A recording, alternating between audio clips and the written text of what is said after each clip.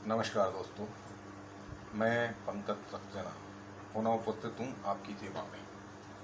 अभी तक मनोविज्ञान में बुद्धि परीक्षण के संबंध में हम लोगों की बातचीतें चल रही थी।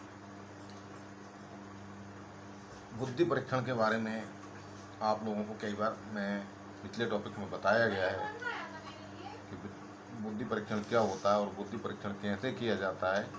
इस बारे में हम आप लोगों से बातचीत कर चुके हैं। आईक्यू परीक्षण बुद्धि लब्धि संक्षिप्त रूप मनोविज्ञान में क्या है, मनोविज्ञान में आईक्यू टेस्ट क्या है, इस बारे में मैं आज दोस्तों आपको जानकारी देने जा रहा हूँ। सबसे पहले आप लोगों ने हमारे चैनल को सब्सक्राइब नहीं किया है, वो लोग हमारे चैनल को अवश्य सब्सक्राइब करें। जो लोग doctor of literature, doctor of philosophy, master of philosophy, B.Ed, D.Ed या फिर MA, MSc, BA, BSc psychology से कर रहे हैं या कोई साइकोलॉजी टॉपिक से कोई डिप्लोमा कर रहे हैं, guidance and counselling, diploma in clinical psychology या अन्य किसी भी सब्जेक्ट से आप लोग डिप्लोमा कर रहे हैं, वो हमारे इस चैनल को निश्चित तौर पर देखें। तो दोस्तों, हमारा चैनल कैसा लगा ये भी आप कमेंट बॉक्स में लिख सकते हैं। हम समय समय पर आपको मनोविज्ञान के संबंध में नई नई चीज़ें लाते हैं। तो चलिए आज हम बात करते हैं आईक्यू यानी बुद्धि क्या है। बुद्धि लब्धि के बारे में कई मनोवैज्ञानिकों ने अपने अलग अलग व्याख्या की है। संक्षिप्त रूप में एक मूल्यांकन किया है जो संज्ञानात्मक क्षमताओं की और श्रृंखला को नापता है और एक स्कोर प्रदान करता है जिसका उद्देश्य किसी व्यक्ति के बौद्धिक क्षमताओं और क्षमताओं का मापन करना होता है।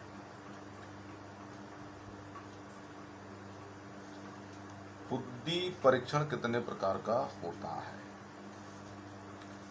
आज बैचलर की 3 बुद्धि परीक्षणों का श्रेय दिया जाता है।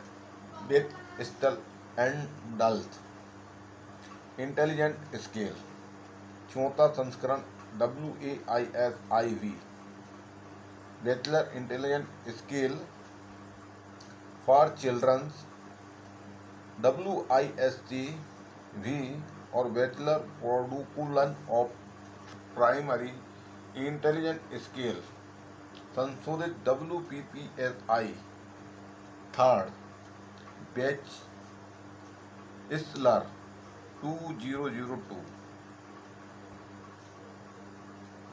ये बुद्धि परीक्षण के प्रकार हैं जो मैंने आपको बताया।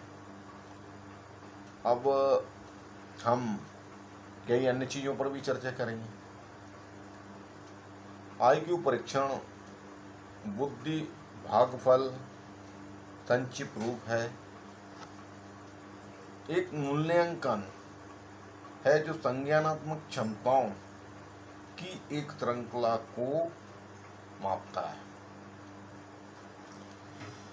और एक स्कोर प्रदान करता है जिसका उद्देश्य किसी व्यक्ति की बौद्धिक क्षमताओं का मापन करना है। आईक्यू परीक्षण सबसे अधिक प्रशासिक मनोवैज्ञानिक परीक्षणों में से एक है।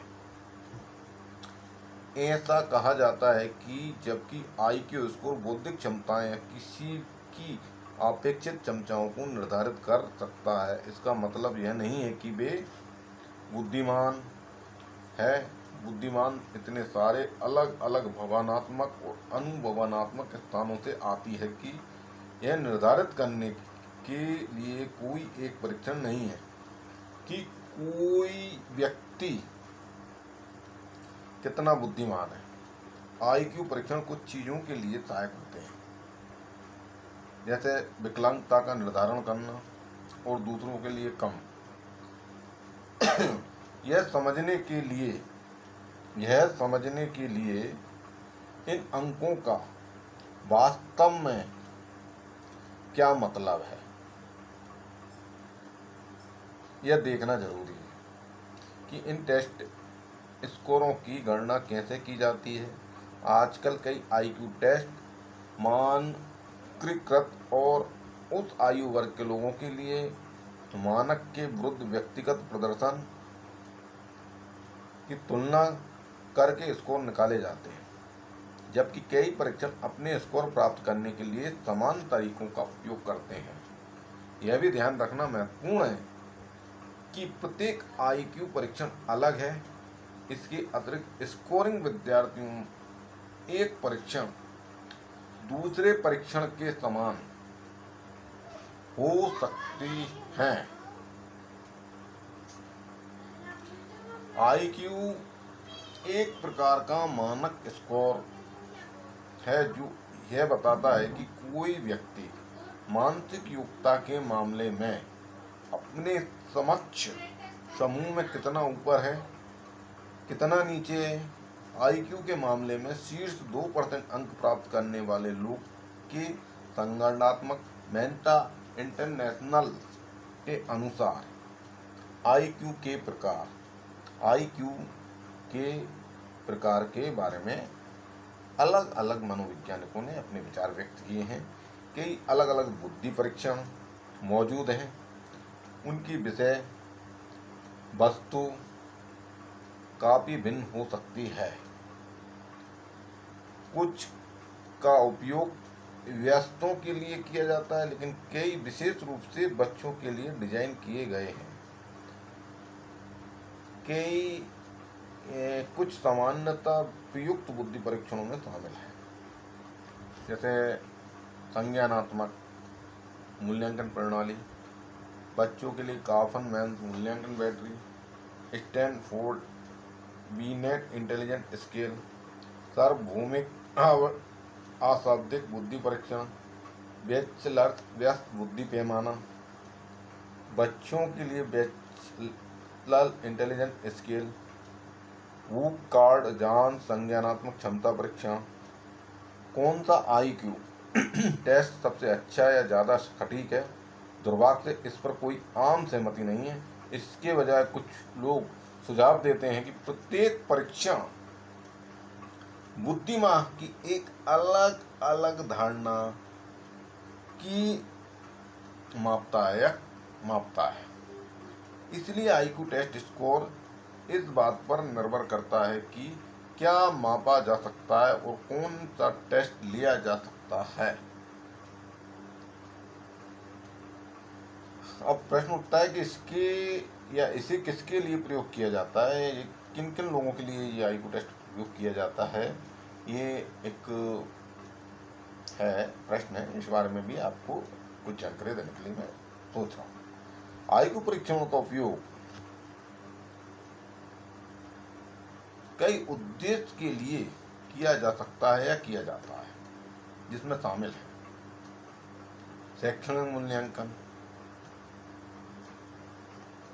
बौद्धिक अक्षमता का मूल्यांकन और निदान, संज्ञानात्मक अनुसंधान, नौकरी के उम्मीदवारों का मूल्यांकन, स्मृति, गति और ध्यान सहित संज्ञानात्मक क्षमताओं का आकलन हम आईक्यू टेस्ट के माध्यम से कर सकते हैं। आधुनिक बुद्धि परीक्षण अक्सर गणितीय कौशल, स्मृति, स्नातनिक धारणा और भाषा क्षमताओं जैसी समस्याओं या क्षमताओं पर आधारित केंद्रित करते हैं। रिश्तों को देखने, समस्याओं को हल करने और जन कल्याणकारी यादों रखने की क्षमता बुद्धिमानता के महत्वपूर्ण घटक हैं। इसलिए ये अक्सर ऐसे कौशल होते हैं जिन पर हम लोग आईक्यू परीक्षण पर ध्यान केंद्रित करते हैं, करवाते हैं। आईक्यू परीक्षण का प्रभाव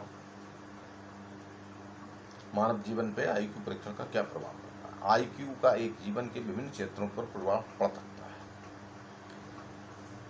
जिसमें स्कूल और काम शामिल हैं।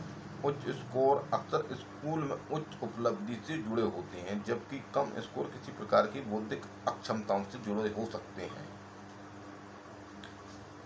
निम्नलिखित यानी आईक्यू स्कोर श्रेणियों का एक मोटा विवरण है। अलग अलग तरीके, कुछ परीक्षण स्कोर को अलग अलग तरीके से प्रस्तुत करते हैं और उन स्कोर का क्या अर्थ है या क्या अर्थ हो सकता है, इसकी अलग अलग व्याख्या करते हैं। जैसे आईक्यू का वर्गीकरण में मैं आपको बताना चाहूँगा कि 130 प्लस होता है वो व्यक्ति बहुत श्रेष्ठ कहलाता है। 120 से 129 व्यक्ति को बेहतर व्यक्ति रखा गया है। 110 से 119 पर उच्च औसत वाली बात आती है। 90 से 109 में औसत होता है। 80 से 89 कम औसत, 70 से 79 सीमा और 69 और उससे कम को बौद्धिक विकलांगता की श्रेणी में मनोवैज्ञानिकों ने रखा है। बुद्धि परीक्षण स्कोर आम तौर पर एक सामान्य विवरण या घंटी के आकार के वक्र के रूप में जाना जाता है। जैसे अधिकांश स्कोर औसत आईक्यू स्कोर के पास या उसके आसपास होते हैं। बहुत ऊंचे आईक्यू टेस्ट स्कोर कितने आम हैं? बहुत कम व्यक्ति, लगभग 0.2% आईक्यू परीक्षण में 145 से अधिक, जो बहुत उच्च आईक्यू दर्शाता है। 55 से कम को बहुत कम आईक्यू दर्शाता अंक प्राप्त करते हैं। ये ऊंचे आईक्यू टेस्ट में हम लोग बात करते हैं। अब कई प्रकार के आईक्यू टेस्ट होते हैं।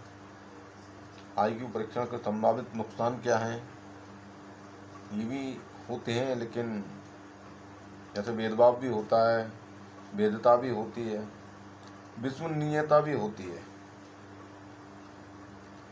ये चीज़ें होती हैं। कौन सा कारक है मेरे स्कोर को प्रभावित कर सकता है? कई कारक भी होते हैं। शैक्षण और पृष्ठभूमि, पोषण, संस्कृति, पर्यावरण और समग्र स्वास्थ्य और चिकित्सा स्थिति की स्थितियां भी इनको प्रभावित कर सकते हैं। सामाजिक और भावनात्मक कौशल वास्तव में आईक्यू से ज़्यादा मायने रखते हैं।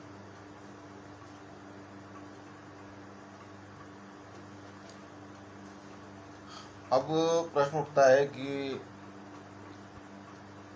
बहुत से लोग पूछते हैं कि हम परीक्षण कहाँ कराएं। इस बारे में हम कल चर्चा करेंगे।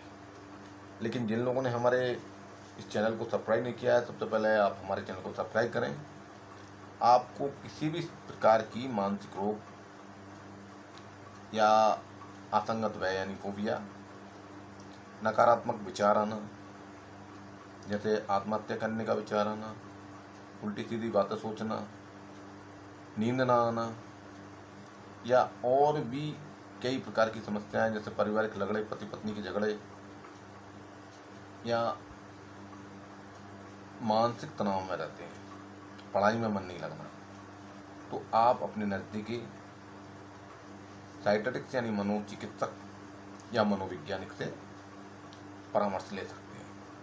अगर आप लोग हमसे परामर्श लेना चाहते हैं तो आप हमसे भी व्यक्तिगत अपॉइंटमेंट ले सकते हैं।